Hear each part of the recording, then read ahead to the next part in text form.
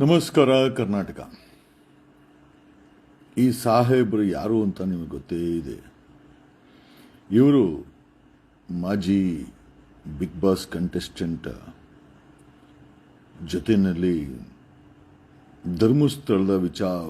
ಧರ್ಮಸ್ಥಳದ ಅನ್ಯಾಯದ ಹೋರಾಟದಲ್ಲಿ ದಣಿಗಳ ಪರವಾಗಿ ನಿಂತಂತ ಮಹಾನ್ ಮಹಾನ್ ಮಹಾನ್ ಮಹಾನ್ ಕಲಾವಿದ ಅಂತ ಹೇಳಿದ್ರು ತಪ್ಪಾಗಲಾರದು. ಹೋರಾಟಗಾರ ಅಂತ ಹೇಳ್ಕಂತಾನೆ.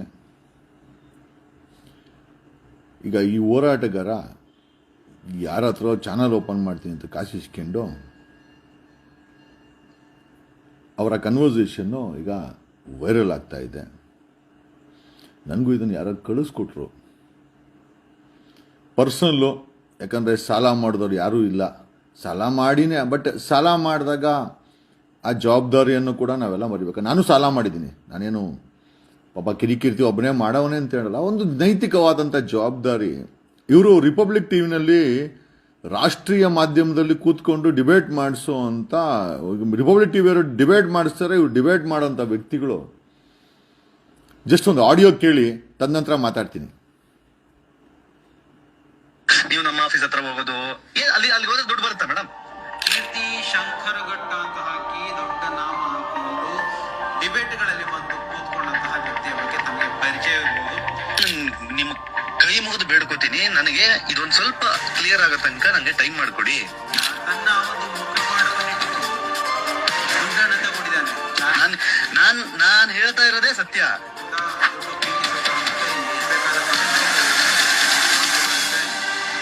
ಓಡೋಗೋ ಜನ ಅಲ್ಲ.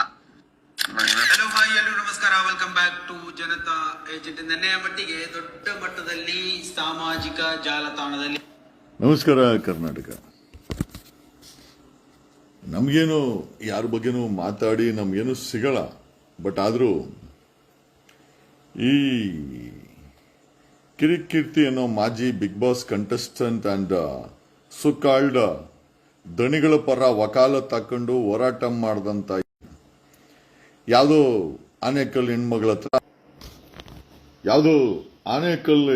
ಹತ್ರ ಹಣವನ್ನ ಚಾನಲ್ ಮಾಡ್ತೀವಿ ಅಂತ ಹಣವನ್ನ ಇಸ್ಕೊಂಡು ಆ ಕನ್ವರ್ಸೇಷನ್.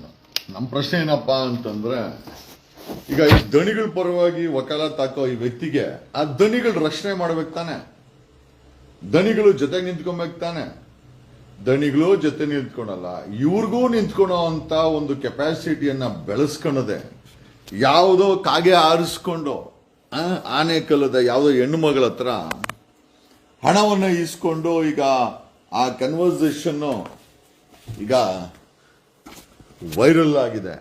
ಪ್ರಶ್ನೆ ಏನಪ್ಪಾ ಅಂತಂದ್ರೆ, ಇಂಥ ವ್ಯಕ್ತಿಗಳನ್ನ republic TV, national TV, republic ಟಿವಿನಲ್ಲಿ ಕೂತ್ಕೊಂಡು ತಿಂಗಳಾನ್ಗಟ್ಲೆ ಡಿಬೇಟ್ ಮಾಡಿಸೋ ಅಂತ ರಿಪಬ್ಲಿಕ್ ಟಿವಿಗಳು ಯೋಚನೆ ಮಾಡಿ. ಯಾವ ನೈತಿಕತೆನೇ ಇಲ್ಲದೆ ಈ ಕಿರಿಕೀರ್ತಿ ಅನ್ನೋ ವ್ಯಕ್ತಿಗಳನ್ನ ರಾಷ್ಟ್ರೀಯ ಮಾಧ್ಯಮ, ಆ ಸ್ಮಿತಾ ರಂಗನಾಥ್, ಆ ರಿಪಬ್ಲಿಕ್ ಟಿವಿ ಎಡಿಟರ್ ಶೋಭಾ, ಇವರನ್ನ ತಿಂಗಳಾನ್ಗಟ್ಲೆ ನಾನು ಹೋಗಿದ್ದೆ. ಯಾರೋ ರಿಪಬ್ಲಿಕ್ ಟಿವಿಗೆ ನನ್ನನ್ನು ಕರೆದಿದ್ರು. ನಾನು ಮೊದಲು ಬರಲ್ಲ ಅಂದೆ, ಆಮೇಲೆ ಮಾಧ್ಯಮಗಳು ಕರೆದಾಗ ನಾವು ಯಾಕೆ ಹೋಗಬಾರ್ದು ಅಂತ ಹೇಳಿ ನಾನು ಹೋಗಿದ್ದೆ. ತುಂಬಾ ದೊಡ್ಡ ಸೆಟಪ್. ಜೆಸಿ ಲಾಲ್ಬಾಗ್ ಹತ್ರ ಇದೆ, ಅದು ತುಂಬಾ ದೊಡ್ಡ ಸೆಟಪ್. ಬಟ್ ನಾನು ಮೊನ್ನೆ ಮಾತಾಡ್ತಾ ಹೇಳ್ದೆ, ಆ ಪವರ್ ಟಿವಿ ಇದು ಇದ್ದಿದ್ದಲ್ಲ, ಯಾವುದು ಫೋಕಸ್ ಟಿವಿ ಸದಾಶಿವದಲ್ಲಿ ಇದೆಯಲ್ಲ, ಅದ್ರಲ್ಲಿ ಅರ್ಧ ಇಲ್ಲ ಜನ. ಅಷ್ಟು ದೊಡ್ಡ ಸೆಟಪ್ ಅನ್ನ ಮಾಡಿ ಈಚೆ ಕಡೆ ಕಡಿಮೆ ಅಂದ್ರೂ ಒಂದು 2 ಡಜನ್ ರಿಪಬ್ಲಿಕ್ ಟಿವಿ ಗಾಡಿಗಳು ನಿಂತಿದ್ವು, ಆ ಎಕೋ ಗಾಡಿಗಳು. ಒಳಗಡೆ ಹೋದ್ರೆ ತುಂಬಾ ದೊಡ್ಡ ಸೆಟಪ್ ರಿಪಬ್ಲಿಕ್ ಟಿವಿದು. ಆದರೆ ಎಂಪ್ಲಾಯೀಸ್ಗಳ ಸಂಖ್ಯೆ ಎಷ್ಟು ಕಡಿಮೆ ಆಗಿದೆ ಅಂತಂದ್ರೆ, ಮುಂಚೆ 100 ಇತ್ತು ಅಂತಂದ್ರೆ ಇವತ್ತು ಕೇವಲ 20%ಗೆ ರಿಪಬ್ಲಿಕ್ ಟಿವಿಯ ಒಂದು ದಿವಸ, if I am not wrong, republic TV ಬಾಗ್ಲಾಕೊಂಡು ಹೋಗೋದಂತೂ ಗ್ಯಾರಂಟಿ. ಯಾಕೆ ಅಂತಂದ್ರೆ ಅವರುಗಳು ತಗೊಂಡಂತ ಸ್ಟ್ಯಾಂಡ್ ಇದೆಯಲ್ಲ, ಆ ಧರ್ಮಸ್ಥಳದ ವಿಚಾರದಲ್ಲಿ ರಿಪಬ್ಲಿಕ್ ಟಿವಿ ಅಂತವರು ಒನ್ ಸೈಡೆಡ್ ಸ್ಟೋರಿಯನ್ನ ಪ್ರಮೋಟ್ ಮಾಡಕ್ಕೆ ಬಿದ್ದಂತ ಪಾಡಿದೆಯಲ್ಲ ನೋಡಿ. ಆ ಧರ್ಮಸ್ಥಳದ ಶಾಪ, ಆ ಧರ್ಮಸ್ಥಳದ ಆ ಸತ್ತೋರ ಶಾಪ ರಿಪಬ್ಲಿಕ್ ಟಿವಿ ಚಾನೆಲ್ಗೆ ದೊಡ್ಡ ಲತ್ತೆಯಾಗಿ ಬಿದ್ದಿದೆ.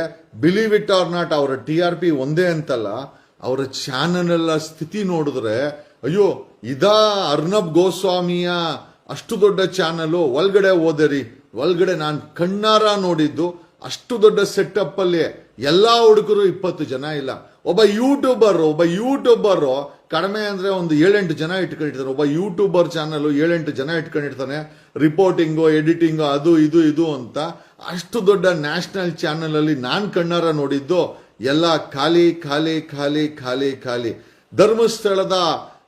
ಧರ್ಮಸ್ಥಳದಲ್ಲಿ ಸತ್ತಂತವರ ಶಾಪ ಹೆಂಗ್ ತಟ್ಟಿದೆ ಕೆಲವರಿಗೆ ಅಂತಂದ್ರೆ, ಅದೇ ಚಾನೆಲ್ ಅಲ್ಲಿ ಕೂತ್ಕೊಂಡು ಏನೋ ದಣಿಗಳನ್ನ ಕೊಲೆಗಾರರನ್ನ ಡಿಫೆಂಡ್ ಧರ್ಮವನ್ನ, ಯಾವ ಧರ್ಮ ರೀ? ಮಾನವೀಯತೆ ಧರ್ಮ ಬಿಟ್ರೆ ಮೊದಲು ಯಾವ ಧರ್ಮ? ಮೊದಲು ಮಾನವೀಯತೆ, ಮಾನವರಾಗಬೇಕು ನಾವೆಲ್ಲ. ಒಬ್ಬನಿಗೆ ನನಗೆ ನೋವಾಗುತ್ತೆ, ಇನ್ನೊಬ್ರಿಗೆ ನೋವಾಗುತ್ತೆ. ಆಮೇಲೆ ಇವರೆಲ್ಲ ಮಾಡಿದ್ದು ಏನಕ್ಕೋಸ್ಕರ ಅನ್ಕೊಂಡಿದ್ದೀರಾ? ಯಾವುದೋ ಒಂದು ತೆವಳಿನ ವಿಚಾರಕ್ಕೋಸ್ಕರ ಇವರೆಲ್ಲ ಅಲ್ಲಿ ಸತ್ತೋರು ಯಾರು ಇವ್ರು ಹೆಣ್ಮಕ್ಳು ಆಗಿರ್ಲಿಲ್ಲ. ಆ ರಿಪಬ್ಲಿಕ್ ಟಿವಿ ಏನೋ ಕೊಲೆಗಾರರ ಪರವಾಗಿ, ದಣಿಗಳ ಪರವಾಗಿ ನಿಂತ್ಕೊಂಡಿದ್ದೆ, ಲತ್ತೆ ಹೊಡೆದಿದೆ ರೀ. ರಿಪಬ್ಲಿಕ್ ಟಿವಿಗೆ ದೊಡ್ಡ ಲತ್ತೆ ಹೊಡೆದಿದೆ. ಅಷ್ಟು ದೊಡ್ಡ ಸೆಟಪ್ ಅಲ್ಲಿ ಹುಡುಗರು 20 ಜನ ಇಲ್ಲ, TRP ನೆಲ ಕಚ್ಚಿದೆ. ಅಲ್ಲಿ ಕಾರ್ಯಕ್ರಮ ಮಾಡೋರ ಮುಖದಲ್ಲಿ ಯಾವುದೇ ಕಳೆ ಇಲ್ಲ. ಈ ಮಟ್ಟಕ್ಕೆ ಅರ್ನಬ್ ಗೋಸ್ವಾಮಿಯ ಒಂದು ಸಮಯದಲ್ಲಿ ಅರ್ನಬ್ ಗೋಸ್ವಾಮಿ ಟೈಮ್ಸ್ ನೋವಲ್ಲಿ ಒಬ್ಬ ನಿರೂಪನಾಗಿ ಕೆಲಸ ಮಾಡ್ತಾ ಇದ್ದ. ಇವತ್ತು 3-4 ಸಾವಿರ ಕೋಟಿ ಬೆಲೆ ಬಾಳುವಂತ ನ್ಯೂಸ್ ಚಾನೆಲ್ ಸೆಟಪ್ ಮಾಡಿದ್ದಾನೆ ಅಂತಂದ್ರೆ, ಬಡ ರಿಪೋರ್ಟರ್ ಅಂತ ಹೇಳ್ತಾ ಇದ್ದಂತ ಒಂದು ಸಮಯ ಆಗಿದ್ರೆ, ಇವತ್ತು ಚಾನೆಲ್ ಓನರ್ಗಳ ಬಗ್ಗೆ ಮಾತಾಡುವಂತ ಸಮಯ. ಅದೇ ಚಾನೆಲ್ ಅಲ್ಲಿ ಕೂತ್ಕೊಂಡು ಅದೇ ಆ ಧರ್ಮಸ್ಥಳದ ವಿರುದ್ಧವಾಗಿ ಯಾವ ಚಾನೆಲ್ ಅಪಪ್ರಚಾರ ಮಾಡಕ್ ಕೂತ್ಕೊಂತೋ ಆ ಚಾನಲ್ ಇವತ್ತು ಒಂದಲ್ಲ ಒಂದು ದಿವಸ ಬೀದಿಗೆ ಬರುತ್ತೆ. ಯಾಕೆ ಬೀದಿಗೆ ಬರುತ್ತೆ, ಬಾಕಲು ಆಗುತ್ತೆ ಅಂತ ನಾನೇನು ಅವ್ರಿಗೆ ಕೇಳನ್ನ ಬಯಸ್ತಾ ಇಲ್ಲ. ಬಟ್ ಅವ್ರ TRP ಯಾಕೆ ಬಿದ್ದೋಗಿದೆ, ಅವರ ಚಾನಲ್ ಅಲ್ಲಿ ಜನ ಯಾಕೆ ಕೆಲಸ ಕಡಿಮೆ ಆಗ್ತಾ ಇದೆ? ಕಾರಣ ಇಷ್ಟೇ, ಜನ ರಿಪಬ್ಲಿಕ್ ಟಿವಿಯನ್ನ ನೋಡ್ತಾ ಇಲ್ಲ. ಏನೋ ಇವರು ಮಹಾಭಾರತ ರಾಮಾಯಣ ಅಂತೇಳಿ ಹೆಸರುಗಳಿಟ್ಕೊಂಡು ಓಡಿಸ್ಬೋದಷ್ಟೇ. ಆಡುವ ಮಾತಲ್ಲಿ ಕೊಡುವಂತ ನ್ಯೂಸ್ ಅಲ್ಲಿ ಸತ್ಯ ಇಲ್ಲ, ಬರೀ ಸುಳ್ಳೆ ತುಂಬಿದೆ, ಬರೀ ಕುಯುಕ್ತಿ ತುಂಬಿದೆ ಅಂತಂದ್ರೆ ನಿಜವಾಗ್ಲೂ ಹೇಳ್ತೀನಿ, ಈ ಒಂದು ರಿಪಬ್ಲಿಕ್ ಟಿವಿಗೆ ಬಂದಿರುವಂತ ಗತಿ ಕರ್ನಾಟಕದ ಬೇರೆ ಚಾನೆಲ್ಗಳು ಎಷ್ಟೇ ಮಾಡಬೇಕು. ಒನ್ ಸೈಡ್ ಸ್ಟೋರಿ, ದುಡ್ಡುಗೋಸ್ಕರ ಸ್ಟೋರಿ, ಆಮೇಲೆ ಅವ್ರು ಯಾವನೋ ಎಂಜಿಲ್ ಕಾಸು ಹಾಕ್ತಾನೆ, ಎಂಜಿಲ್ ಬ್ರೀಫ್ ಕೇಸ್ ಕೊಡ್ತಾನೆ, ನಿಮ್ಮ ಚಾನೆಲ್ಗೆ ಅಡ್ವರ್ಟೈಸ್ಮೆಂಟ್ ಕೊಡ್ತಾನೆ, ಅವನು ಬೂಟು ನಕ್ಕೊಂಡು ನೀವು ನ್ಯೂಸ್ಗಳನ್ನ ತೋರಿಸಿದ್ರೆ ಖಂಡಿತವಾಗಿ ಕರ್ನಾಟಕದ ಜನ ನಿಮ್ಮನ್ನ ಎಲ್ಲಿ ಮಡಗಬೇಕು ಅಂತ ಆಲ್ರೆಡಿ ಆಸ್ ಸೀನ್. ನಾನು ಹೇಳ್ತೀನಲ್ಲ, ನನ್ನ ಕಣ್ಣು ಮುಂದೆ 2026ಗೆ ಸುಮಾರು ಚಾನಲ್ ಬಾಕಲ್ ಹಾಕೋ ಅಂತ ಎಲ್ಲ ಇರ್ಬೋದು. ದುಡ್ಡು ಮಾಡಿರ್ತಾರೆ, ಏನೋ ಚಾನಲ್ ಜನ ನೋಡಿಲ್ಲ ಅಂತಂದ್ರು ಅವ್ರು ಮಾಡಿರೋ ಸಂಪಾದನೆ ಉಳಿಸ್ಕೋಸ್ಕರ ಆದ್ರೂ ಅವುಗಳನ್ನ ಓಡಿಸ್ಕೊಂಡಿರ್ತಾರೆ. ಎಷ್ಟು ದಿನ ಅಂತ ಜೇಬಿಂದ ದುಡ್ಡು ಹಾಕಕ್ ಸಾಧ್ಯ? ಎಷ್ಟು ದಿನ ಅಂತ ದಣಿಗಳು ಕೊಲೆಗಾರರು ದುಡ್ಡು ಕೊಡ್ತಾರೆ ಇವ್ರುಗಳಿಗೆ ಚಾನಲ್? 1 ತಿಂಗಳು 2 ತಿಂಗಳು. ಅದೇ ಹೇಳ್ತಾರಲ್ಲ, ಅರಿಶಿಣದ ಕೂಳ್ಗೋಗಿ ವರ್ಷದ ಕೂಳು ಕಳ್ಕೊಂಡ್ರಂತೆ. ನಮ್ಮನೇಲಿ ಹೇಳ್ತಾರೆ, ನಮ್ಮ ದೊಡ್ಡವರು ಹೇಳ್ತಾ ಇದ್ರು, ಯಾವ್ದೋ ಮದುವೆ ಊಟಕ್ಕೆ ಹೋಗಿ ನಿಜವಾಗ್ಲೂ ಪ್ರತಿದಿನ ಊಟ ಕೊಡೋ ಅಂತ ಕೆಲಸವನ್ನ ಕಳ್ಕೊಂಡ್ರು ಅನ್ನೋದಕ್ಕೆ ಈ republic TV and Kirik Keerthi are the best example. ನಾನು ಹೇಳ್ತೀನಲ್ಲ, ಆ ಕಿರಿಕೀರ್ತಿ ಯಾವ ಮಟ್ಟಕ್ಕೆ ಧರ್ಮಸ್ಥಳದ ವಿಚಾರದಲ್ಲಿ ಡಿಫೆಂಡ್ ಮಾಡ್ಕೊಂಡ ಅಂತಂದ್ರೆ ನಾವು ಹೇಳಲಿಕ್ಕೆ ಸಾಧ್ಯ ಇಲ್ಲ. ನೊಂದ ಆತ್ಮಗಳು, ನೊಂದ ಜೀವಗಳ ಶಾಪ ಇವ್ರುಗಳಿಗೆ ತಟ್ಟಿದೆ ರೀ. ಧರ್ಮಸ್ಥಳದ ವಿಚಾರದಲ್ಲಿ ಕಿರಿಕೀರ್ತಿಗೆ ತಟ್ಟಿದೆ ಅಂತಂದ್ರೆ, ರಿಪಬ್ಲಿಕ್ ಟಿವಿಗೆ ತಟ್ಟಿದೆ ಅಂತಂದ್ರೆ, ಧರ್ಮಸ್ಥಳದ ಖಾಲಿ ಡಬ್ಬ ಅಂತ ಕಂಪ್ಲೇಂಟ್ ಕೊಟ್ಟವ್ರ ಮೇಲೆ ದೂರುಗಳನ್ನ ದಾಖಲಿಸಿ ಅವ್ರ ಮೇಲೆ ಚಾರ್ಜ್ ಶೀಟ್ ಮಾಡಿದಾರಲ್ಲ, ನೀವು SIT ಅವರು ಬೀದಿಗೆ ಬರ್ತಿರಲ್ಲ ಒಂದೇ ಒಂದು ದಿವಸ. ಈ ಸರ್ಕಾರ, ಕಾಂಗ್ರೆಸ್ ಸರ್ಕಾರದ DK ಶಿವಕುಮಾರ್ ಇದಕ್ಕೆಲ್ಲ ಕುಯುಕ್ತಿ ಮಾಡಿರೋದು ನಮ್ಗೆ ಚೆನ್ನಾಗಿ ಗೊತ್ತಿದೆ. We know it is not home minister ಆ ತರ ಎಲ್ಲ ದಾಟಿ ಕೆಲಸ ಮಾಡಲ್ಲ. ಈ ಎಲ್ಲಾ ಕುಯುಕ್ತಿನೂ ಕೂಡ ಈ ಒಂದು ಧರ್ಮಸ್ಥಳದ ಕೇಸು ಹಳ್ಳ ಹಿಡಿಬೇಕು ಅಂತಂದ್ರೆ ಕಾಂಗ್ರೆಸ್ ಪಕ್ಷದ DK ಶಿವಕುಮಾರ ಈ ಹಳ್ಳ ಹಿಡಿಸೋದ್ರಲ್ಲಿ ಮೂಲ ವ್ಯಕ್ತಿ ಅಂತ ನನಗೆ ಚೆನ್ನಾಗಿ ಗೊತ್ತಿದೆ. ಅದನ್ನ ಒಪ್ಕೊಂತನೋ ಬಿಡ್ತಾನೋ ಒಂದಂತೂ ನಿಜ, ಇವತ್ತು ಜನರಿಗೆ ಧರ್ಮಸ್ಥಳದ ವಿಚಾರದಲ್ಲಿ ತನ್ನದೇ ಆದಂತ ಏನೋ ಐ ಥಿಂಕ್ ಸುಳ್ಳನ್ನ ತೋರ್ಸಕ್ಕೆ ಹೋದಂತ ರಿಪಬ್ಲಿಕ್ ಟಿವಿ ಇವತ್ತು ಜನ ನೋಡಲಾಗದಂತ ಪರಿಸ್ಥಿತಿಗೆ ಬಂದು ನಿಂತಿದೆ. ರಿಪಬ್ಲಿಕ್ ಟಿವಿನಲ್ಲಿ ದಣಿಗಳ ಪರವಾಗಿ ಕೊಲೆಗಾರರ ಪರವಾಗಿ ಡಿಫೆಂಡ್ ಮಾಡ್ಕೊಂಡಂತ ಈ ಕಿರಿಕೀರ್ತಿ ಈಗ ಚಾನಲ್ ಮಾಡ್ತೀವಿ ಅಂತ ಯಾರ ಹತ್ರ ದುಡ್ಡಿಸ್ಕೊಂಡು ಬಡ್ಡಿ ಕಾಸು ಕೊಟ್ಟಿಲ್ಲ, ಗಂಟು ಕೊಟ್ಟಿಲ್ಲ, ಅದ್ಯಾವುದೋ ದೊಡ್ಡ ದೊಡ್ಡ ಟ್ರಾನ್ಸಾಕ್ಷನ್ ಮಾಡಿಸ್ಬಿಟ್ಟವನಂತೆ. ಹಂಗಾಗಿ ಅಕೌಂಟ್ ಫ್ರೀಸ್ ಆಗ್ಬಿಟ್ಟಿದೆ ಅಂತೆ. ಸತ್ಯ ಹೇಳೋ ಮಾರಾಯ, ಸಾಲ ನಾವು ಮಾಡಿದ್ದೀವಿ ಕಿರಿಕೀರ್ತಿ, ನೀನು ಒಬ್ಬನೇ ಅಲ್ಲ. ಟಾಟಾ ನಗರದಲ್ಲಿ ಇರ್ಬೇಕಾದ್ರೆ ಆ ಕಿರಾಣಿ ಅಂಗಡಿಯವನು ಹೇಳ್ತಾ ಇದ್ದ, ಕಿರಿಕೀರ್ತಿ ಒಂದು 5,000 ರೂಪಾಯಿ, ಯಾರೋ ಮುಸ್ಲಿಮು, ಯಾವ ಮುಸ್ಲಿಂ ಅವ್ರನ್ನ ನೀನ್ ಬೈತೀಯೋ ಆ ಮುಸ್ಲಿಮ್ದು ಅಂಗಡಿ ಇತ್ತಲ್ಲ ಟಾಟಾ ನಗರದಲ್ಲಿ, ನಮ್ಮ ಮನೆ ಪಕ್ಕದಲ್ಲಿ ಟಾಟಾ ನಗರ, ಆ ಟಾಟಾ ನಗರದಲ್ಲಿ ಆ ಮುಸ್ಲಿಂ ಕಿರಾಣಿ ಅಂಗಡಿಯವನಿಗೂ ಕೂಡ 6,000. ಅವನು ಹೇಳ್ದ, ಸರ್ ನಮ್ ಕಿರಿಕೀರ್ತಿ ಹೋಗ್ಲಿ ಬಿಡಿ ಸರ್ ಅಂತ ಹೇಳ್ದ. ನೋಡೋ ಕಿರಿಕೀರ್ತಿ, ಜೀವನ ಮಾಡೋದು ತುಂಬಾ ಇಂಪಾರ್ಟೆಂಟು. ನೈತಿಕವಾಗಿ ಒಂದು ಮಟ್ಟದಲ್ಲಿ ನೈತಿಕವಾಗಿ ಜೀವನ ಮಾಡೋದು ಒಂದು ಇಂಪಾರ್ಟೆಂಟು. ನೀವು ಯಾವ ದಣಿಯನ್ನ, ಯಾವ ಕೊಲೆಗಾರರನ್ನ ನೀವು ಸಪೋರ್ಟ್ ಮಾಡಿಕೊಂಡು ಯಾವ ಟಿವಿನಲ್ಲಿ ಕೂತ್ಕೊಂಡ್ರ ಆ ಟಿವಿ, ರಿಪಬ್ಲಿಕ್ ಟಿವಿ ಎಕ್ಕುಟ್ಟು ಹೋಗಿದೆ. ಅಲ್ಲಿ ಜನ ಇಲ್ಲ. ಅಲ್ಲಿ ಮಾಡ್ತಾ ಇರುವಂತ ಎಂಪ್ಲಾಯಿಗಳ ಗಣಸಂಖ್ಯೆ ಗಣನೀಯವಾಗಿ ಕುಸಿತಾ ಇದೆ. ಅಲ್ಲಿ ಮುಂಚೆ ಒಂದು 200 ಜನ ಮಾಡ್ತಾ ಇದ್ರು ಅಂತೆ, ಹುಡುಕಿದ್ರು 20 ಜನ ಇಲ್ಲ. ಅಷ್ಟು ದೊಡ್ಡ ಸೆಟಪ್ ಅಲ್ಲಿ ಈಚೆ ಕಡೆ ಒಂದು 20-25 ಗಾಡಿ ಬಿದ್ದಿದ್ವು. ಯಾವ ಗಾಡಿನೂ ಕೂಡ ವಾಶ್ ಮಾಡಿಲ್ಲ. ಅಲ್ಲಿ ಹೋದ್ರೆ ರಿಪಬ್ಲಿಕ್ ಟಿವಿ ಅನ್ಸುತ್ತೆ ಇವತ್ತಲ್ಲ ನಾಳೆ ಇವರು ಏನೋ ಕಂತೆ ಬಂತೆ ಸುತ್ಕೊಂಡು ಹೋಯ್ತಾರೆ ಅಂತ. ಇರ್ಬೋದು, ದುಡ್ಡು ಇರ್ಬೋದು, ಇಲ್ಲ ಅಂತ ಹೇಳ್ತಾ ಇಲ್ಲ. ಈಗ ಯಾವ ಅಡ್ವರ್ಟೈಸ್ಮೆಂಟ್ ಬಂದಿಲ್ಲ ಅಂದ್ರು, ಯಾವ ಚಾನಲ್ ಯಾರು ಜನ ನೋಡಿಲ್ಲ ಅಂದ್ರೂ ಕೂಡ ಚಾನಲ್ ಓಡಿಸ್ಬೋದು. ಬಟ್ ಒಂದಂತೂ ನಿಜ, ಎಷ್ಟು ದಿನ ಕೈಯಿಂದ ಕಾಸಾಕಿ ಚಾನಲ್ ಓಡ್ಸಕ್ಕಾಗತ್ತೆ? ಕಾಯೋಣ. ಒಂದಂತೂ ನಿಜ, ಧರ್ಮಸ್ಥಳದ ವಿಚಾರದಲ್ಲಿ ಯಾರ್ಯಾರು ಅನ್ಯಾಯ ಮಾಡಿದ್ರೋ, ಯಾರ್ಯಾರು ಅನ್ಯಾಯದ ಪರ ನಿಂತ್ಕೊಂಡ್ರೋ, ಒಬ್ಬೊಬ್ಬರೇ ಬಾಗ್ಲಾಕಂತವ್ರೆ, ಒಬ್ಬೊಬ್ಬರೇ ಬೀದಿಗೆ ಬತ್ತಾವ್ರೆ, ಒಬ್ಬೊಬ್ಬರೇ ಬಂಗ ಹೇಳ್ತಾ ಇದ್ದಾರೆ. ಅದರ ಮೊದಲ ಎಪಿಸೋಡ್ ರಿಪಬ್ಲಿಕ್ ಟಿವಿಯ ಕುಸಿತ, TRP ಕುಸಿತ, ರಿಪಬ್ಲಿಕ್ ಟಿವಿಯನ್ನ ಜನ ತಿರಸ್ಕಾರ ಮಾಡಿದಾರಲ್ಲ, ಇದೇ ಜನಗಳ ತೀರ್ಪು ರೀ. ನೀವು ನ್ಯಾಯಾಲಯದಲ್ಲಿ ಮೋಸ ಮಾಡಬಹುದು, ಪೊಲೀಸರು ಇಟ್ಕೊಂಡು ಮೋಸ ಮಾಡಬಹುದು, ತನಿಖೆ ಹೆಸರಲ್ಲಿ ಮೋಸ ಮಾಡಬಹುದು, ಸುಳ್ಳು ಕೇಸ್ ಹಾಕ್ಬೋದು. ಆದರೆ ಮೇಲೊಂದು ನ್ಯಾಯಾಲಯ ಇದೆ, ಅಲ್ಲೊಬ್ಬ ಜಡ್ಜ್ ಇದ್ದಾರೆ, ಅದನ್ನೆಲ್ಲ ನೋಡ್ತಾ ಇದ್ದಾರೆ. ಧರ್ಮಸ್ಥಳದಲ್ಲಿ ನೀವು ಮಾಡಿದಂತ ಅನ್ಯಾಯ ಇವತ್ತು ರಿಪಬ್ಲಿಕ್ ಟಿವಿ ಬಾಗ್ಲಾಕ ಮಟ್ಟಕ್ಕೆ ಬಂದಿದೆ. ಆ ರಿಪಬ್ಲಿಕ್ ಟಿವಿಲಿ ಕೂತ್ಕೊಂಡು ಕೊಲೆಗಾರರನ್ನ ಮತ್ತೆ ದಣಿಗಳನ್ನ ಡಿಫೆಂಡ್ ಮಾಡ್ಕೊಂಡಂತ ಇದೇ ಕಿರಿಕೀರ್ತಿ ಇವತ್ತು ಬಂಗ ಹೇಳ್ತಾ ಇದ್ದಾನೆ. Kirik Keerthi, this is A start. ಆ ಧರ್ಮಸ್ಥಳದ ಶಾಪ ನಿನಗೆ ತಟ್ಟಿದೆ ಕಣೋ, ಅಲ್ಲಿ ಸತ್ತಿರೋರ ಶಾಪ ತಟ್ಟಿದೆ ನಿನಗೆ. ಅದಕ್ಕೋಸ್ಕರನೇ ಈ ತರ ಬಂಗ ಹೇಳ್ತಾ ಇರೋದು. ನಾನು ಹೇಳ್ತೀನಲ್ಲ, ನೀನ್ ಕಾನೂನಿಂದ ತಪ್ಪಿಸ್ಕೊಬಹುದು, ನೀನು ಸುಳ್ಳು ಹೇಳ್ಕೊಂಡು ಕಾಗೆ ಹಾರಿಸ್ಬೋದು. ಒಂದಂತೂ ನಿಜ, ಸತ್ಯ ಸತ್ಯನೇ ಅಲ್ವಾ? ನೀನು ಯಾವ ದೊಡ್ಡ ಬಿಸ್ನೆಸ್ ಮಾಡ್ತೀಯ ಗುರು? ಸ್ಪೀಡ್ ನ್ಯೂಸ್ ಅಲ್ಲಿ ಕೆಲಸ ಮಾಡ್ತಾ ಇದ್ದೆ, ನನಗೂ ಚೆನ್ನಾಗಿ ಗೊತ್ತಿದೆ. ಬಿಗ್ ಬಾಸ್ ಅಲ್ಲಿ ಮಾಜಿ ಕಂಟೆಸ್ಟೆಂಟು. ಇನ್ಮೇಲಾದ್ರೂ ಸತ್ಯ ಹೇಳು, ಯಾರ್ದೋ ಶಾಪ ನೀನ್ ಯಾಕೋ ತಗೊಂತೀಯ ಕಣೋ? ಅವನು ಯಾವನೋ ಕೊಲೆ ಮಾಡಿದ್ರೆ ಅವ್ನು ಜೈಲ್ಗೆ ಹೋಗ್ತಾನೆ, ಅಥವಾ ಅವನಿಗೆ ಭಗವಂತ ಶಿಕ್ಷೆ ಕೊಡ್ತಾನೆ. ನೀನ್ ಯಾರು ಕಣೋ? ಇದೇ ರಿಪಬ್ಲಿಕ್ ಟಿವಿಲಿ ಕೂತ್ಕೊಂಡು ಸ್ಮಿತಾ ರಂಗನಾಥ್, ಆ ಚೀಫ್ ಎಡಿಟರ್ ಶೋಭಾ, ಆ ರಿಪಬ್ಲಿಕ್ ಟಿವಿನ ಏನ್ ಗತಿ ಮಾಡಿಟ್ಟಿದ್ರು? ಆ ಧರ್ಮಸ್ಥಳದ ದಣಿಗಳನ್ನ, ಕೊಲೆಗಾರರನ್ನ ಡಿಫೆಂಡ್ ಮಾಡ್ಕೊಳಕ್ ಹೋಗಿ ನೋಡಿ ಅವ್ರ ಶಾಪ ಹೆಂಗ್ ತಟ್ಟಿದೆ. ಆ ರಿಪಬ್ಲಿಕ್ ಟಿವಿ ಹೆಂಗ್ ತಟ್ಟಿದೆ ಅಂತಂದ್ರೆ, ಖಂಡಿತವಾಗಿ ₹1 ಆಮದಾನಿ ಅಂತೂ ಬರ್ತಾ ಇಲ್ಲ. ಇವ್ರಿಗೇನಾದ್ರೂ ಯಾರಾದ್ರೂ ದಣಿಗಳು ಕಾಸುಗಳು ಕೊಟ್ಟಿದ್ರೆ ಏನಾದ್ರು ಓಡಿಸ್ತಾ ಇರ್ಬೋದನ್ನ ನನಗಂತೂ ಗೊತ್ತಿಲ್ಲ. ರಿಪಬ್ಲಿಕ್ ಟಿವಿ ನೆಲ ಕಚ್ಚಿದೆ. ರಿಪಬ್ಲಿಕ್ ಟಿವಿಲಿ ಕೂತ್ಕೊಂಡು ಧರ್ಮಸ್ಥಳದ ಕೊಲೆಗಾರರನ್ನ, ಧರ್ಮಸ್ಥಳದ ದಣಿಗಳನ್ನ ಡಿಫೆಂಡ್ ಮಾಡ್ಕೊಂಡಂತ ಕಿರಿಕೀರ್ತಿಯ ಬಂಗ ಇದ್ದೋಗಿದ್ದಾನೆ. ಸಾಲ ನಾವು ಮಾಡ್ಕೊಂಡಿದ್ದೀವಿ, ನಾವು ಸಾಲ ಇಲ್ದಿರ ಬದುಕ್ ಬಂದಿಲ್ಲ ಕಿರಿಕೀರ್ತಿ. ಬಟ್ ಆ ಸಾಲದಲ್ಲಿ ಒಂದು ನೈತಿಕತೆ ಇದೆ, ಆ ಸಾಲದಲ್ಲಿ ಒಂದು ಜವಾಬ್ದಾರಿ ಇದೆ, ಆ ಸಾಲದಲ್ಲಿ ಇರೋದ್ರಲ್ಲಿ ಒಂದು ಸತ್ಯ ಇದೆ. ನಾವುಗಳು ಕೂಡ ಸಾಲ ಮಾಡ್ಕೊಂಡೇ ಬೆಳ್ಕೊಂಡ್ ಬಂದವರು. ಬಟ್ ಆದರೆ ಯಾವನ್ನೋ ನಾವು ವಕಾಲ ತಕಕ್ ಹೋಗಿ ನಾವುಗಳು ಸುಳ್ಳು ಹೇಳಿ, ನಾವು 7 ಕೋಟಿ ಜನ ಇಂಪಾರ್ಟೆಂಟು, ನ್ಯಾಯ ಇಂಪಾರ್ಟೆಂಟು, ಈ ಜನ ಸಾಗರ ಇಂಪಾರ್ಟೆಂಟು, ಈ ಕನ್ನಡಿಗರು ಇಂಪಾರ್ಟೆಂಟು. ಎಷ್ಟು ದಿನ ಕೊಡ್ತಾನ ಆ ದಣಿ ಕಾಸು? ಎಷ್ಟು ದಿನ ಕೊಲೆಗಾರನ ಕಾಸು ಕೊಡ್ತಾನೆ? ಜಾಸ್ತಿ ದಿನ ನಡೆಯಲ್ಲ ಇವೆಲ್ಲ. ಯಾವತ್ತೇ ಆಗಿರ್ಲಿ ಹೇಳ್ತೀನಲ್ಲ, ಕತ್ಲಾದ್ಮೇಲೆ ಬೆಳಕು ಬರಲೇಬೇಕು, ರಾತ್ರಿ ಆದ್ಮೇಲೆ ಬೆಳಕು ಬರಲೇಬೇಕು. ಸತ್ಯ ಹೇಳ್ದಲ್ಲ, at the end of the tunnel there is always a ray of hope ಅಂತ. ಬೆಳಕಿರ್ಲೇಬೇಕು. ನಾವು ಒಂದು ಟನಲ್ನ ಕೊನೆಯಲ್ಲಿ ಒಂದು ಬೆಳಕು ಕಾಣಿಸ್ಲೇಬೇಕು. ಆ ಬೆಳಕೋಸ್ಕರ ನಾವೆಲ್ಲ ಕಾಯ್ತೀವಿ. ಆಮೇಲೆ ಒಂದಂತೂ ನಿಜ ಹೇಳ್ತೀನಲ್ಲ, ನೀವುಗಳು ಸೇರ್ಕೊಂಡು ಮಾಡಿದಂಥ ಗುಂಪುಗಾರಿಕೆ, ನೀವು ಬರೀ ನಿಮ್ಮ ಐಡಿಯಾಲಜಿನ ಪ್ರೊಟೆಕ್ಟ್ ಮಾಡ್ಕೊಳಕ್ಕೋಸ್ಕರ 3 ಪಕ್ಷಗಳು ಕೂಡ ಈ ಧರ್ಮಸ್ಥಳದ ಕೊಲೆಗಾರ ಧಣಿ ಅವನ ಜೊತೆ ಇರೋ ಗ್ಯಾಂಗ್ಗಳ ಜೊತೆ ನೀವುಗಳು ಸೇರ್ಕೊಂಡ್ರಿ.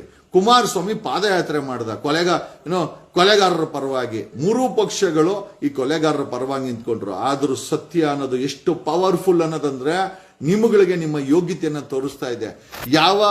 ಯಾವ ಕೊಲೆಗಾರರ ಪರವಾಗಿ, ಯಾವ ದಣಿಗಳ ಪರವಾಗಿ 3 ಪಕ್ಷಗಳು ನಿಂತ್ಕೊಂಡು ನಿಮ್ಮ ಗತಿ 2028ಕ್ಕೆ ಜನ ತೋರಿಸ್ತಾರೆ.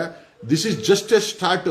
ರಿಪಬ್ಲಿಕ್ ಟಿವಿಯ ಫಾಲೋ ಈ ಒಂದು ಧರ್ಮಸ್ಥಳದಲ್ಲಿ ಈ ಒಂದು ಕಿರಿಕೀರ್ತಿಯ ಕಿರಿಕೀರ್ತಿಯ ಪರಿಸ್ಥಿತಿ ಇದೆಯಲ್ಲ, ಇದು ಧರ್ಮಸ್ಥಳದ ವಿಚಾರದಲ್ಲಿ ಯಾರ್ಯಾರು ವಿರೋಧ ಮಾಡಿ ಅನ್ಯಾಯ ಮಾಡಿದ್ರಲ್ಲ, ನಿಮಗೆ ಹೇಳನಲ್ಲ, ಪೊಲೀಸರು ಅಡ್ರೆಸ್ ಮರ್ತೋಗ್ಬೋದು, ಕೋರ್ಟ್ ಅಡ್ರೆಸ್ ಮರ್ತೋಗ್ಬೋದು, ಕೊನೆ ಪಕ್ಷ ನಾನೂ ಮರ್ತೋಗ್ಬೋದು. ನಾನೇನು ದೊಡ್ಡವನೇನಲ್ಲ, ಈ ಪ್ರಕೃತಿಯ ಕ್ರಿಯೇಷನ್ ನಾನು ಕೂಡ ನಿಮ್ಮಲ್ಲಿ ಒಂದು ಭಾಗ. ಬಟ್ ಒಂದಂತೂ ನಿಜ, ಕರ್ಮ ಅನ್ನೋದು ನೀವು ಮಾಡಿರೋ ಸುಳ್ಳು, ನೀವು ಮಾಡಿರೋ ದ್ರೋಹ ಈ ನಾಡಿಗೆ, ಈ 7 ಕೋಟಿ ಜನರಿಗೆ, ಆ ಸತ್ತಿರೋ ಆತ್ಮಗಳಿಗೆ ಖಂಡಿತ ಅದು ಮರೆಯಲ್ಲ. ಕರ್ಮ ನಿಮ್ಮನ್ನು ಹುಡ್ಕೊಂಡು ಬಂದೇ ಬರುತ್ತೆ. ಇವತ್ತು ರಿಪಬ್ಲಿಕ್ ಟಿವಿಗೆ ಕರ್ಮ ಹೋಗಿದೆ, ಬರೀ ಸುಳ್ಳನ್ನ ಹೇಳಿ ಧರ್ಮಸ್ಥಳದ ವಿಚಾರದಲ್ಲಿ. ಈ ರಿಪಬ್ಲಿಕ್ ಟಿವಿಯ ಬೆಳವಣಿಗೆ ಕುಸಿದು ಹೋಗಿದೆ. ರಿಪಬ್ಲಿಕ್ ಟಿವಿ ಖಾಲಿ ಹೊಡಿತಾ ಇದೆ. ರಿಪಬ್ಲಿಕ್ ಟಿವಿನ ಜನ ತಿರಸ್ಕಾರ ಮಾಡಿದ್ದಾರೆ. ರಿಪಬ್ಲಿಕ್ ಟಿವಿನ ನೋಡೋರಿಲ್ಲ ಅಂತಂದ್ರೆ ಅದು ಧರ್ಮಸ್ಥಳದ ನೊಂದವರು ಪ್ರೊಟೆಸ್ಟ್ ಮಾಡಿದ್ರು 16ನೇ ತಾರೀಕು. ಕೊಂದವರು ಯಾರು ಅಂತ, ಆ ಕೊಂದವರ ಪರವಾಗಿ ನಿಂತ್ಕೊಂಡಂತ ರಿಪಬ್ಲಿಕ್ ಟಿವಿಗೆ ಆ ನೊಂದವರ ಶಾಪ, ಸತ್ತವರ ಶಾಪ ಖಂಡಿತ ತಟ್ಟಿದೆ. ಇದರಲ್ಲಿ ಎರಡನೇ ಮಾತೇ ಇಲ್ಲ. ಇನ್ನೊಂದು, ಆ ರಿಪಬ್ಲಿಕ್ ಟಿವಿ ಆಗಿದ್ಮೇಲೆ ಆ ರಿಪಬ್ಲಿಕ್ ಟಿವಿಲಿ ಕೂತ್ಕೊಂಡು ಕೊಲೆಗಾರರನ್ನ, ದಣಿಗಳನ್ನ ಡಿಫೆಂಡ್ ಮಾಡ್ಕೊಂತ ಇದ್ದಂತ ಆ ಕಿರಿಕೀರ್ತಿ ಚಾನೆಲ್ ಓಪನ್ ಮಾಡ್ತೀವಿ ಅಂತ ಹೇಳಿ ಇವತ್ತು ಬಡ್ಡಿ ಕಟ್ಟಿಲ್ಲ, ಗಂಟೂ ಕೊಟ್ಟಿಲ್ಲ. ಅವರಿಗೆ ಸುಳ್ಳುಗಳ ಮೇಲೆ ಸುಳ್ಳುಗಳ ಈ ಒಂದು ಕಲ್ಲರ್ಗಳನ್ನ ಒಡ್ಕೊಂಡು ಆಹಾ ಆ ಕಿರಿಕೀರ್ತಿ, ಆ ನಿನ್ನ ಬಿಗ್ ಬಾಸ್ಗೆ ಹೋಗಿದ್ದು, ನಿನ್ನ ಈ ಮಾತುಗಳು, ಈ ಕಾಗೆ ಆರಿಸೋದು, ಆ ದಣಿಗಳು ಹೇಳೋ ಫೋನ್ ಮಾಡಿ ಆ ಸಾಲ ಕೊಡೋಕೆ ನಿಮ್ಮ ದಣಿಗೆ ನೀನ್ ಯಾರ ಪರವಾಗಿ ನಿಂತ್ಕೊಂತ ಇದೆ ಫೋನ್ ಮಾಡಿ ಹೇಳೋ. ಯಾಕೆ ಅವನ್ನ ಸಪೋರ್ಟ್ ಮಾಡಲ್ಲ? ಇಷ್ಟೆಲ್ಲ ಸಪೋರ್ಟ್ ಮಾಡ್ತಾ ಇದೆ, ಹುಟ್ಟಿಸಿದ ಅಪ್ಪ ಅಮ್ಮನಿಗಿಂತ ಜೋರಾಗಿ ಸಪೋರ್ಟ್ ಮಾಡ್ತಾ ಇದ್ದೆ, ಕೇಳು ಫೋನ್ ಮಾಡಿ ಧರ್ಮಸ್ಥಳಕ್ಕೆ, ದಣಿ ನಾನು ಒಂದಷ್ಟು ಸಾಲ ಮಾಡ್ಕೊಂಡ್ಬಿಟ್ಟಿದ್ದೀನಿ ಕೊಟ್ಟಿ ಅಂತ. ಯಾರು ಕೊಡಲ್ಲ ಕಣೋ, ನಿಮ್ದೆಲ್ಲ ಕನ್ಸಷ್ಟೇ. ಯಾರೋ ನಿಮ್ಮನ್ನ ಕೈ ಹಿಡಿತಾನೆ ಅಂತ. ನಿಮಗೆ ತೆವಳು ಮಾರ್ಕೆಟ್ ಅಲ್ಲಿ ಹೆಸರು ಮಾಡಬೇಕು ಅಂತ, ಒಳ್ಳೆ ಕೆಲಸ ಮಾಡಿನೂ ಕರ್ನಾಟಕದ ಮಾರ್ಕೆಟ್ ಅಲ್ಲಿ ಹೆಸರು ಮಾಡ್ಬೋದು. ಅದಕ್ಕೆ ನಾನೇ ಉದಾಹರಣೆ. ನನ್ನ ಉಗಿದಿರ್ಬೋದು, ತೆಗೆದಿರ್ಬೋದು, ಬೈಕೊಂಡಿರ್ಬೋದು, ನನ್ನ ಬೆಳವಣಿಗೆ ಯಾರು ನಿಲ್ಸಕ್ಕಾಗಿಲ್ಲ. ಯಾಕಂತಂದ್ರೆ ನಾನು ಇರೋದ್ರಲ್ಲಿ ಸತ್ಯದ ಪರವಾಗಿ ನಿಂತ್ಕೊಂಡೆ.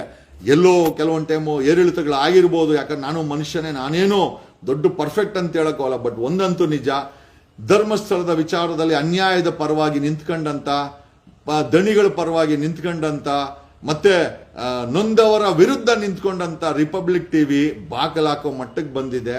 ರಿಪಬ್ಲಿಕ್ ಟಿವಿಯನ್ನ ಕರ್ನಾಟಕದ ಜನ ತಿರಸ್ಕಾರ ಮಾಡಿದ್ದಾರೆ. ನೀವು ಯಾವುದೇ ಹೆಸರು ಹಾಕೊಂಡು ಓಡಿಸಿ, ಮಹಾಭಾರತ, ರಾಮಾಯಣ, ಹಂಗಾರೆ ನಮ್ಮ ಹಿಂದುತ್ವ ಇರೋದು ನೀವು ಸುಳ್ಳು ಹೇಳಿ ಮಾರ್ಕೆಟಿಂಗ್ ಮಾಡಕ ನೀವು ಇರೋದು, ನೀವು ಚಾನೆಲ್ಗಳು. ನೀವು ಯಾವ ಮಹಾಭಾರತ ಹಾಕೊಂಡ್ರು ಕೂಡ, ಯಾವ ರಾಮಾಯಣ ಅಂತ ಓಡಿಸಿದ್ರು ಕೂಡ ಜನ ನೋಡೋ ಮಟ್ಟದಲ್ಲಿಲ್ಲ. ನೀವು ನಿಮ್ಮ ಒಂದು ಯೋಗ್ಯತೆಯನ್ನ ಕರ್ನಾಟಕದಲ್ಲಿ ಮುಕ್ತಾಯ ಮಾಡ್ಕೊಂಡಿದ್ದೀರಾ.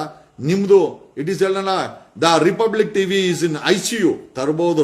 ಅರ್ನಬ್ ಗೋಸ್ವಾಮಿ ತುಂಬಾ ದೊಡ್ಡ ವ್ಯಕ್ತಿ, ಅವ್ರಿಗೆ ದುಡ್ಡಿಗೇನು ಕಡಿಮೆ ಇರಲ್ಲ. ಯಾರು ನೋಡಿಲ್ಲ ಅಂದ್ರೂ ಕೂಡ ಚಾನೆಲ್ ಓಡಿಸ್ಬೋದು, ನಡೆಸ್ಬೋದು, ಅದು ಬೇರೆ ವಿಚಾರ. ಬಟ್ ಇನ್ಮೇಲಾದ್ರೂ ಮಿಕ್ಕ ಚಾನೆಲ್ಗಳು ರಿಪಬ್ಲಿಕ್ ಟಿವಿಯಿಂದ ಪಾಠ ಕಲೀರಿ, ಸತ್ಯವನ್ನ ತೋರಿಸುವಂತ ಕೆಲಸ ಮಾಡಿ. ಸುಳ್ಳಿನ ಜೊತೆ ಮಲ್ಕೊಂಬೇಡಿ, ಸುಳ್ಳಿನ ಜೊತೆ ಮಕ್ಕಳು ಹುಟ್ಟಿಸ್ಬೇಡಿ. ಸುಳ್ಳಿನ ಮಕ್ಕಳನ್ನ ಹುಟ್ಟಿಸಿದ್ರೆ ಅದು ಸಾವಂತೂ ಖಂಡಿತ ಬರುತ್ತೆ ಅಂತ ಈ ಮೂಲಕ ಹೇಳುತ್ತಾ, ಕಿರಿಕೀರ್ತಿ ನಾನು ಕೂಡ ಸಾಲ ಮಾಡಿದ್ದೆ, ಇಲ್ಲ ಅಂತ ಹೇಳ್ತಾ ಇಲ್ಲ. ಬಟ್ ನಾನು ಸಾಲ ಮಾಡಿದೆ ಆ ನೈತಿಕತೆ ಯಾವನ್ಗೋಸ್ಕರನ ಹೆಸರು ಹೇಳ್ಕೊಂಡು, ನಾನು ನಮ್ಮಪ್ಪನ ಹೆಸರು ಹೇಳಿದೆ ಹೊರ್ತು, ನಮ್ಮಪ್ಪನ ಹುಟ್ಟಿದೀನಿ ಅಂತ ಹೇಳಿದೆ ಹೊರ್ತು, ನಾನು ಬೇರೆಯವ್ರನ್ನ ಅಪ್ಪ ಅನ್ನಕ್ಕೂ ಹೋಗಿಲ್ಲ, ಅಥವಾ ಬೇರೆಯವ್ರನ್ನ ನಂಬ್ಕೊಂಡು ನನ್ನ ಜೀವನನೂ ಮಾಡಕ್ ಹೋಗಿಲ್ಲ. It is the me who decides my own fate. ನಾನು ನನ್ನ ಹಣೆ ಬರ ಬರ್ಕೊಂತೀನಿ ಹೊರ್ತು ಇನ್ನು ಯಾವನೋ ನನ್ನ ಹಣೆ ಬರನ ಬರೆಯಕ್ಕೆ ನಾನು ಬಿಡಕ್ ಹೋಗಲ್ಲ. ನಾನು ಸ್ಲೋ ಇರ್ಬೋದು, ಬಟ್ ಸ್ಟಡಿ ಇದ್ದೀನಿ. ನಾನು ಸ್ವಲ್ಪ ಲೇಟ್ ಇರ್ಬೋದು, ಬಟ್ ಆನ್ ಟೈಮ್ ಇದ್ದೀನಿ. ಒಂದಂತೂ ನಿಜ, ನಾನು ಏನು ಸಾಧನೆ ಮಾಡಬೇಕೋ ಕರ್ನಾಟಕದಲ್ಲಿ ಸತ್ಯವಾಗಿದ್ಕೊಂಡು 7 ಕೋಟಿ ಜನರ ಜೊತೆಲಿ ಇದ್ಕೊಂಡು ಕಣ ಕಣದಲ್ಲೂ ಕನ್ನಡವನ್ನ ತುಂಬಿಕೊಂಡು ಕನ್ನಡಿಗರ ಜೊತೆ ನಿಮ್ಮ ಮನೆ ಮಗನಾಗಿ ನಾನು ಇರ್ತೀನಿ ಹೊರತು ನಾನು ಯಾವತ್ತು ಎಲ್ಲೂ ಕೂಡ ಸೇಲ್ ಆಗಿಲ್ಲ. ನಾನು ಹೇಳೋದಲ್ಲ, ರಮೇಶ್ ಜಾರಕಿಹೊಳಿ ಕೇಸಲ್ಲೇ 150 ಕೋಟಿ ಆಫರ್ ಕೊಟ್ರು, ನಾನು ಅಲ್ಲೇ ಕೈ ಬಿಟ್ಟೆ. ಬೇರೆ ಬೇರೆ ಕೇಸ್ಗಳಲ್ಲಿ ಹೋರಾಟಗಳಲ್ಲಿ ಕಾಸನ್ನು ತಂದು ಕೊಡಕ್ ಬಂದ್ರು, ನಾನು ಎಲ್ಲೂ ಕೂಡ ಅವಶ್ಯಕತೆ ಎಂದಿಲ್ಲ. ಆ ಕಾಸನ್ನ ನಾನೇ ಸಂಪಾದನೆ ಮಾಡದೆ ಹೊರತು ಯಾವನೋ ಕೊಡೋ ಬ್ರೀಫ್ ಕೇಸಿಂದ, ಯಾವನೋ ಕೊಡೋ ಬುಟ್ಟಿಯಿಂದ, ಯಾವನೋ ಕೊಡೋ ಎಂಜಲ್ ಕಾಸಿಂದ ನಾನು ಯಾವತ್ತೂ ಬೆಳೆದಿಲ್ಲ. ನಮ್ಮ ತಂದೆ ತಾಯಿ, ನಮ್ಮ ಅಜ್ಜಿ ತಾತ ಒಳ್ಳೆ ಆಸ್ತಿನ ಬಿಟ್ಬಿಟ್ಟು ಹೋಗಿದ್ದಾರೆ. ಭಗವಂತ ನನಗೆ ಒಳ್ಳೆ ಬುದ್ಧಿ ಕೊಟ್ಟಿದ್ದಾನೆ, ಒಳ್ಳೆ ಲುಕ್ ಕೊಟ್ಟಿದ್ದಾನೆ. ಎಲ್ಲದಕ್ಕಿಂತ ಹೆಚ್ಚಾಗಿ ನಾನು ಮಾತಾಡೋ ಮಾತು ಮನೆ ಮಾತಾಗುತ್ತೆ. ಆ ಮಾತಿಗೆ ಕೋಟಿ ಸಾವಿರಾರು ಕೋಟಿ ಕೊಟ್ಟರು ಬೆಲೆ ಇಲ್ಲ. ಇವತ್ತು ಚಾನೆಲ್ಗಳು ನೋಡ್ದಿರಾ, ಯಾವ ಚಾನೆಲ್ನ ಜನ ನೋಡಲ್ಲೋ, ಆದ್ರೆ ನನ್ನ ಮಾತನ್ನ ಕರ್ನಾಟಕದಲ್ಲಿ ಪಲ್ಸ್ ಮಾಡ್ತಾರ್ರಿ. ನಾನೊಂದು ವಿಡಿಯೋ ಮಾಡಾಕರೆ 100ಕ್ಕೂ ಹೆಚ್ಚು ಯೂಟ್ಯೂಬರ್ಸ್ ಅದನ್ನ ಕಾಪಿ ಮಾಡಿಕೊಂಡು ಜನರು ತಲುಪಿಸ್ತಾರೆ. ನಾನು ನಿಮ್ಮ ಎಲ್ಲರಿಗೂ ಋಣಿಯಾಗಿರ್ತೀನಿ. ನೆನ್ನೆ ವೀರಪ್ಪನವ್ರ ಬಗ್ಗೆ ಮಾತಾಡಿದ್ರೆ, ವೀರಪ್ಪನವ್ರ ಬಗ್ಗೆ ಮಾತಾಡಿದ್ರೆ ದೊಡ್ಡ ವೈರಲ್ ಆಗಿದೆ. ಯಾವ ಚಾನೆಲ್ ಮಾತಾಡಿಲ್ಲ ಉಪಲೋಕಾಯುಕ್ತ ವೀರಪ್ಪನವರ ಮಾತಿನ ಬಗ್ಗೆ. ಅಂದ್ರೆ ನೀವೇನಾದ್ರೂ ಸುಳ್ಳು ಕಂಪ್ಲೇಂಟ್ ಕೊಟ್ರೆ ಜೈಲ್ಗೆ ಹೋಗ್ತೀರಾ ಅಂತ ಹೇಳೋ ವಿಚಾರವನ್ನ ನಾನು ಮಾತಾಡಿದೆ. ಯಾವ ಚಾನಲ್ ಡಿಬೇಟ್ ಮಾಡಿಲ್ಲ. ನಾನು ಎಲ್ಲೇ ಅನ್ಯಾಯ ಕಂಡ್ರು ನನಗೆ ಬೇಜಾರಾಗುತ್ತೆ, ಎಲ್ಲೇ ಯಾರಿಗೆ ಮೋಸ ಆದ್ರೂ ನನಗೆ ಬೇಜಾರಾಗುತ್ತೆ. ಹಾಗಾಗಿನೇ ಧ್ವನಿ ಮಾಡೋದು. ನನ್ನ ಧ್ವನಿ ನಿಮ್ಮ ಧ್ವನಿನೇ ಹೊರತು ಬೇರೆ ಏನೂ ಅಲ್ಲ. ನೀವು ಮಾತಾಡಬೇಕು ಅಂತ ನಿಮ್ಗೂ ಅನ್ಸುತ್ತೆ. 7 ಕೋಟಿ ಜನರಿಗೆ, ಅದು ಆಟೋ ಡ್ರೈವರು, ಕ್ಯಾಬ್ ಡ್ರೈವರು, ಕೂಲಿ ಮಾಡೋನು, ಕಸ ಗುಡಿಸೋನು, ಡಾಕ್ಟ್ರು, ಇಂಜಿನಿಯರು, ಲಾಯರು, ರಾಜಕಾರಣಿ, ಬಿಸ್ನೆಸ್ ಮೆನ್ನು, ಚಾರ್ಟರ್ಡ್ ಅಕೌಂಟೆಂಟ್, ನಿಮ್ಗೆಲ್ಲರಿಗೂ ಅನ್ಸುತ್ತೆ. ಒಬ್ಬ ಪೇಂಟ್ರು, ಒಬ್ಬ ಕಾರ್ಪೆಂಟ್ರು, ಒಬ್ಬ ಚಪ್ಪಲಿ ಒಲಿಯೋನು, ಎಲ್ಲರಿಗೂ ಅನ್ಸುತ್ತೆ ಜಗದೀಶ್ ತರ ಮಾತಾಡಬೇಕು ಅಂತ. 100% ನೀವು ಏನ್ ಮಾತಾಡಬೇಕು ಅನಿಸ್ತಿರೋ ನಿಮ್ಮ ಪರವಾಗಿ ನಾನು ಮಾತಾಡ್ತೀನಿ. ನನ್ನ ಪ್ರತಿಯೊಂದು ಸತ್ಯದ ಮಾತು ನಿಮ್ಮ ಮಾತೇ, ಅದು ನಿಮ್ಮನೆ ಮಾತು. ನೀವು ಹೇಳ್ಬೇಕಂತ ಮಾತನ್ನ ನಾನು ಹೇಳ್ತಾ ಇದ್ದೀನಿ, ನಿಮ್ಮ ಪರವಾಗಿ ನಾನು ಹೇಳ್ತಾ ಇದ್ದೀನಿ. ಹಂಗಾಗಿ ನನ್ನ ಧ್ವನಿ ನಿಮ್ಮ ಧ್ವನಿನೇ ಅಂತ ಹೇಳುತ್ತಾ, ಧರ್ಮಸ್ಥಳದ ವಿಚಾರದಲ್ಲಿ ಅನ್ಯಾಯ ಮಾಡದಂತ ರಿಪಬ್ಲಿಕ್ ಟಿವಿ ನೆಲ ಕಚ್ಚಿದೆ. ಒಂದು ಸಮಯ ವೆಯ್ಟ್ ಮಾಡೋಣ. ಯಾವ ಧರ್ಮಸ್ಥಳದ ವಿಚಾರದಲ್ಲಿ ದಣಿಗಳ ಪರವಾಗಿ, ಕೊಲೆಬಾರರ ಪರವಾಗಿ ನಿಂತ್ಕೊಂಡಿದ್ದನೋ ಆ ಕಿರಿಕೀರ್ತಿ ಇವತ್ತು, ಆ ಕಿರಿಕೀರ್ತಿಯ ಬಾಳು, ಅವನ ಕನ್ವರ್ಸೇಷನ್ ದೇವರೇ ಬಲ್ಲ. ಕಿರಿಕು ಕೀರ್ತಿ, ನೀನು, ನಿನ್ನ ಸ್ಟೈಲು, ನೀನ್ ಹೇಳೋ ಮಾತು ಅಪ್ಪಪ್ಪ ಕೇಳಕ್ಕಾಗಲ್ಲ ಕಣೋ. ಕಿವಿನಲ್ಲಿ ರಕ್ತ ಬಂದ್ಬಿಡ್ತೆ ಕಣೋ. ಆ ತರ ಸುಳ್ಳು ಹೇಳ್ತೀಯಲ್ಲೋ. ಕಾಗೆ ಆರ್ಸಂಗಿದ್ರೆ ಕಿರಿಕೀರ್ತಿ ತರನೇ ಆರಿಸ್ಬೇಕು. ಚಾನಲ್ ನಡೆಸಿದ್ರೆ ರಿಪಬ್ಲಿಕ್ ಟಿವಿ ತರನೇ ನಡೆಸ್ಬೇಕು. ಸುಳ್ಳು ಹೇಳಿ ರಾಜಕೀಯ ಮಾಡಂಗಿದ್ರೆ ಬಂಡೆ ತರನೇ ಮಾಡಬೇಕು. ಯಾಕೆ ಅಂತಂದ್ರೆ ಬಂಡೆಗೆ ಗೊತ್ತು ಹೆಂಗೆ ಸುಳ್ಳು ಹೇಳಿಸ್ಬೇಕು, ಹೆಂಗ್ ಕಾಗೆ ಆರಿಸ್ಬೇಕು ಅಂತ. ನೋಡ್ರಿ, ಕರ್ನಾಟಕದ ಅಸೆಂಬ್ಲಿನಲ್ಲಿ 5,000 ಕೋಟಿ ಸುಳ್ಳನ್ನ ಹೇಳದಂತ ಲಕ್ಷ್ಮೀ ಹೆಬ್ಬಾಳ್ಕರ್ ಲೆಕ್ಕ ಹಾಕೊಳ್ರಿ. 1-2 ರೂಪಾಯಿ ಎಲ್ಲ ಸುಳ್ಳು ಹೇಳಿರೋದು ಇವ್ರು ಹೇಳ್ತಾರೆ ಲೆಕ್ಕ ತಪ್ಪಾಯ್ತು ಅಂತ. 1 ರೂಪಾಯಿ 2 ರೂಪಾಯಿ ಲೆಕ್ಕ ತಪ್ಪಾಗಿರ್ಬೋದು. ಲಕ್ಷ್ಮೀ ಹೆಬ್ಬಾಳ್ಕರ್ ಅನ್ನೋ ಮಿನಿಸ್ಟರ್ 5,000 ಕೋಟಿ ಗೃಹಲಕ್ಷ್ಮಿ ಹಣವನ್ನ ಅಸೆಂಬ್ಲಿನಲ್ಲಿ ಸುಳ್ಳು ಹೇಳಿ ಕ್ಷಮಾಪಣೆ ಕೇಳಿ, ಲಕ್ಷ್ಮೀ ಹೆಬ್ಬಾಳ್ಕರ್ ಮೇಡಮ್ ಅವರೇ, ಆ DK ಶಿವಕುಮಾರ್ ಸವಾಸ ಸ್ವಲ್ಪ ಕಮ್ಮಿ ಮಾಡಿ. ಓಕೆ, ನಿಮ್ಮ ರಾಜಕೀಯ ಸ್ನೇಹಿತನೇ ಇರ್ಬೋದು. DK ಶಿವಕುಮಾರ್ ಮಾಡಿದ ಹೆಸರು ಜೊತೆ ಗುರ್ಸ್ಕೊಂಡವ್ರು ಯಾರು ಉದ್ಧಾರ ಆಗಲ್ಲ. ಖಂಡಿತ ಹೇಳ್ತೀನಿ. ಇರೋದ್ರಲ್ಲಿ ಸಿದ್ದರಾಮಯ್ಯನ ಜೊತೆ ಹೋಗಿ. ನಾನು ಹೇಳ್ತೀನಲ್ಲ, Siddaramaiah is a very talented politician. Even if I don't like Congress party, definitely I am is fan. Siddaramaiah ಅವ್ರ ಫ್ಯಾನ್ ಇದ್ದೀನಿ. ಏನಕ್ಕೆ ಅಂತಂದ್ರೆ ಅವರ ರಾಜಕೀಯದ ನಡೆನ ನಾನು ಕಲ್ತ್ಕೊಂತ ಇದ್ದೀನಿ. I am learning is steps. ಆ ರಾಜಕೀಯ ನಡೆ ಇದೆಯಲ್ಲ, ಖಂಡಿತವಾಗಿ ನಾನು ಕಲ್ತಿದ್ದೀನಿ. ಅಲ್ಲ, ದುರಾಂಕಾರವಾಗಿ ಮಾತಾಡೋರ್ನು ನಾನು ದಿನ ನೋಡಿದ್ದೀನಿ. ನಾನು ಏನ್ ಕಲಿಯಕ್ ಹೋಗಲ್ಲ. ಯಾಕಂದ್ರೆ ಆ ದುರಾಂಕಾರದ ಪರಮಾವಧಿನೇ ನಾನು ನೋಡಿದ್ದೀನಿ. ಅದೇನು ಬೇರೆ ವಿಚಾರ ಏನಲ್ಲ. ಲಕ್ಷ್ಮೀ ಹೆಬ್ಬಾಳ್ಕರ್ ಅವರೇ, ನೀವು ಅಸೆಂಬ್ಲಿಲಿ ಸುಳ್ಳು ಹೇಳಿದಿರಾ ಅಂತಂದ್ರೆ, ಆ ಸುಳ್ಳು ಕ್ಷಮಾಪಣೆ ಕೇಳಿದಿರಾ ಅಂತಂದ್ರೆ, ನೀವು ಸಿದ್ದರಾಮಯ್ಯನವ್ರನ್ನ ಫಾಲೋ ಮಾಡಿದ್ರೆ ಖಂಡಿತ ಸುಳ್ಳು ಹೇಳ್ತಾ ಇರ್ಲಿಲ್ಲ. ಅದಕ್ಕೊಂದು ಉಪಯೋಗ ಕೊಡ್ತಾ ಇದ್ರು. ಆ DK ಶಿವಕುಮಾರ್ನ ಫಾಲೋ ಮಾಡಿ 2028ಗೆ DK ಶಿವಕುಮಾರ ನಿಮ್ಮ ಸ್ನೇಹಿತ ಖಂಡಿತ ಸೋಲ್ತಾನೆ, ಕನಕಪುರದಲ್ಲಿ ಸೋಲ್ತಾನೆ. ಇದು ನನ್ನ ಭವಿಷ್ಯ. ನಾನು ಇವತ್ತು ಹೇಳ್ತೇನೆ. ನಾನು ಬಸವರಾಜ ಬೊಮ್ಮಾಯಿಗೆ ಹೇಳಿದ್ದೆ ನಿನ್ನ ಮಗ ಸೋಲ್ತಾನೆ ಅಂತ. ಕುಮಾರಸ್ವಾಮಿ ಅವ್ರಿಗೆ ಹೇಳಿದ್ದೆ ನಿಮ್ಮ ಮಗ ಚನ್ನಪಟ್ಟಣದಲ್ಲಿ ಸೋಲ್ತಾನೆ ಅಂತ. ನಾನೇನ್ ದೊಡ್ಡ ಸ್ವಾಮೀಜಿನೂ ಅಲ್ಲ, ಕಾವಿದಾರಿನೂ ಅಲ್ಲ. ನನಗೇನು ದೊಡ್ಡ ಜ್ಞಾನನೂ ಏನಿಲ್ಲ. ಏನು ದೇವರೇನು ಸ್ಪೆಷಲ್ ಆಗಿ ನನಗೇನು ಜ್ಞಾನನೂ ಕೊಟ್ಟಿಲ್ಲ. ಬಟ್ ಮುಂದಿನ ಭವಿಷ್ಯವನ್ನ ಇವತ್ತು ಆಡ್ತೀನಿ. ಆಮೇಲೆ ಇವತ್ತು ಆಡದನ್ನ ಮುಂದೆ ಒಂದು ಭವಿಷ್ಯ ಆಗುತ್ತೆ. ಯಾಕೆ ಅಂತಂದ್ರೆ ನಾನು ನೋಡೋದು ಸತ್ಯ, ಇರೋದ್ರಲ್ಲಿ ಮಾತಾಡೋದು ಸತ್ಯ. ಆ ಸತ್ಯವನ್ನೇ ಗ್ರಹಿಸ್ತೀನಿ, ಆ ಸತ್ಯವನ್ನೇ ಹೇಳಕ್ಕೆ ಪ್ರಯತ್ನ ಬೀಳ್ತೀನಿ. ನನಗೊತ್ತಿಲ್ಲ, ಆ ಭಗವಂತ ನಾನು ಹೇಳಿದ್ದನ್ನ ಸತ್ಯ ಮಾಡ್ತಾನೆ. ಹಾಗಾಗಿ ನಾನು ಹೇಳಿದೇನು ಅಂತಂದ್ರೆ, ಮೇಡಮ್ ನೀವು ಒಬ್ಬರು ಈ ರೀತಿ ಇಷ್ಟು 5,000 ಕೋಟಿ ಸುಳ್ಳು ಹೇಳಿದ್ದೀರಾ ಅಂತಂದ್ರೆ ಆ ಮೊದಲು ಆ ಡಿ ಕೆ ಶಿವಕುಮಾರ್ ಸಹವಾಸ ಕಮ್ಮಿ ಮಾಡಿ, ಆ ಸದಾಶಿವ ನಡೆದ ಡಿ ಕೆ ಶಿವಕುಮಾರ್ ಆಯಪ್ಪ ಬಿಡಿ ಕಾಗೆ ಆರಿಸ್ತಾನೆ ಅಪ್ಪ ಆ ಕಾಗೆನ ನಮ್ಮ ಕೈಲಿ ನೋಡಕೇ ಆಗಲ್ಲ ಗುರು, ಆ ಲೆವೆಲ್ ಕಾಗೆ ಆರಿಸ್ತಾನೆ. ಒಂದಂತೂ ನಿಜ, ಕರ್ನಾಟಕದ ಜನರಿಗೆ ಒಂದು ಸತ್ಯ ಬೇಕಾಗಿದೆ, ಸತ್ಯವಾಗಿ ನಡೆಯೋ ಜನ ಬೇಕಾಗಿದೆ. ಸುಳ್ಳನ್ನು ಹೇಳೋರು ಸರ್ವನಾಶದಲ್ಲಿ ಕೊನೆ ಆಗುತ್ತೆ ಅನ್ನೋದಕ್ಕೆ ರಿಪಬ್ಲಿಕ್ ಟಿವಿಯ ಇವತ್ತಿನ ಪರಿಸ್ಥಿತಿನೇ ನಮಗೆ ಏನೋ ಕೈದಲ್ಲಿರುವಂತ ಕನ್ನಡಿ. ಈ ಕಿರಿಕೀರ್ತಿ ಅದಕ್ಕೆ ಇನ್ನೊಂದು ಕನ್ನಡಿ. ಧರ್ಮಸ್ಥಳದಲ್ಲಿ ಅನ್ಯಾಯದ ಪರವಾಗಿ ನಿಂತ್ಕೊಂಡು ಅನ್ಯಾಯವನ್ನೇ ಪ್ರಚಾರ ಮಾಡಿಕೊಂಡು ಅನ್ಯಾಯವಾಗಿ ಮಾತಾಡದಂತ ರಿಪಬ್ಲಿಕ್ ಟಿವಿ ನೆಲ ಕಚ್ಚುವ ಪರಿಸ್ಥಿತಿ ಬಂದಿದೆ.